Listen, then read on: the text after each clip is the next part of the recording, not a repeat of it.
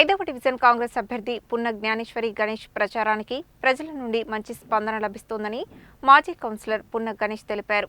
ప్రజలు మరోసారి తమని గెలిపించాలని అనుకుంటున్నారని చెప్పారు.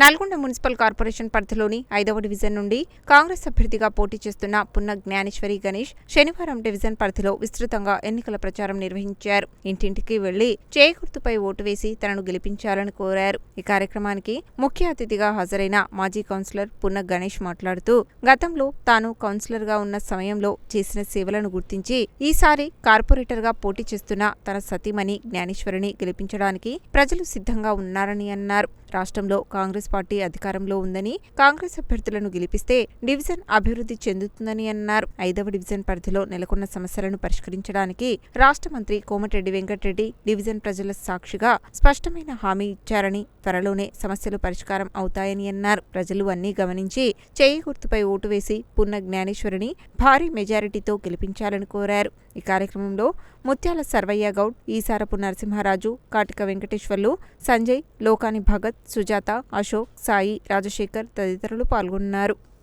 5వ డివిజన్ అభ్యర్థిగా కాంగ్రెస్ అభ్యర్థిగా పున్న జ్ఞానేశ్వరి గణేష్ గారు అని మేము ప్రచారం నిర్వహించడం జరిగింది. ఈరోజు Sai Krishnanagar, Kanchela towers, Yechuri gardens line, Janbagh కాలనీలో ప్రజల నుంచి మంచి స్పందన వస్తుంది.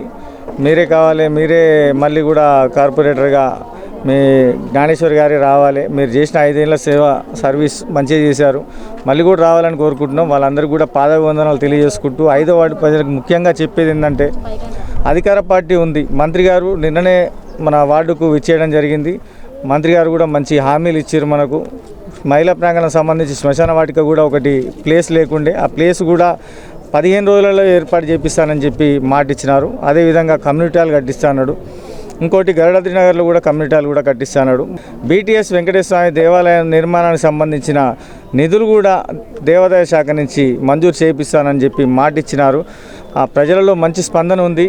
మనకు మంత్రి గారు తోడుండ్రు, మనం అన్ని విధాలుగా డెవలప్మెంట్ చేసుకోవచ్చు. చేయి గుర్తుపై ఓటు వేసి అత్యధిక మెజార్టీతో పున్న జ్ఞానేశ్వరి గారిని గెలిపించాలని చెప్పి కోరుకుంటున్నాను. నేను ఒకప్పుడు ధర్మేశ్వరం ధర్మకర్తగా ఉన్నాను. అప్పుడు అమ్మవారికి సేవ చేసే అదృష్టం వచ్చింది. ఇప్పుడు ప్రజలకు సేవ చేసే అదృష్టం వచ్చింది. నన్ను ప్రజలు ఆశీర్వదిస్తారని కోరుచున్నాము. నేను ప్రజలకు విజ్ఞప్తి ఒకటే, ఇన్ని రోజులు మనం ఎమ్మడి తిరిగినాం, వచ్చినాం, పోయినాం, మనం ఏదో మన పనిలో మనం వచ్చినామని కాదు. ఇక్కడ ఉన్న ప్రతి వ్యక్తి కూడా కాంగ్రెస్ పార్టీకి చేయి గుర్తుకి, పున్న జ్ఞానేశ్వరి చేయి గుర్తుకి 1వ నెంబర్ మీద ఓటు వేయాలి.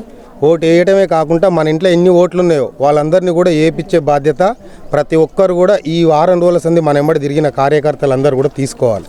మన ఓటర్లందరినీ కూడా, ఇక్కడ ఓట్లు ఉన్నోళ్ళు మొత్తం మనకు వచ్చిన ప్రచారానికి వచ్చిన వాళ్ళు కూడా ప్రతి ఇంట్లో అందరూ కూడా మీరు ఖచ్చితంగా చేయి గుర్తు మీద ఓటేసి పున్న జ్ఞానేశ్వరిని అత్యధిక మెజార్టీతో గెలిపిస్తారని మీకు పేరు పేరున ధన్యవాదాలు తెలియజేసుకుంటారు. 5వ డివిజన్ నుంచి పున్న జ్ఞానేశ్వరి గారు నిలబడడం జరిగింది. ఎట్టి పరిస్థితుల్లో జ్ఞానేశ్వరి గారిని అత్యధిక మెజార్టీతో గెలిపించగలరని కోరుతున్నాను. ఓటు వేయడం కోసమే ఆంధ్ర నుంచి వచ్చానండి. నాది ఇక్కడ 5వ వార్డు. నా పిల్లల భవిష్యత్తు, నా భవిష్యత్తు బాగుండాలంటే ఖచ్చితంగా పున్న గణేష్ గారికి ఓటేస్తాను, జ్ఞానేశ్వర్ గారికి. మీరు అందరు కూడా వీళ్ళకి మద్దతు ఇచ్చినందుకు నాకు చాలా సంతోషంగా ఉంది. తప్పకుండా చేయి గుర్తుకే ఓటేయండి.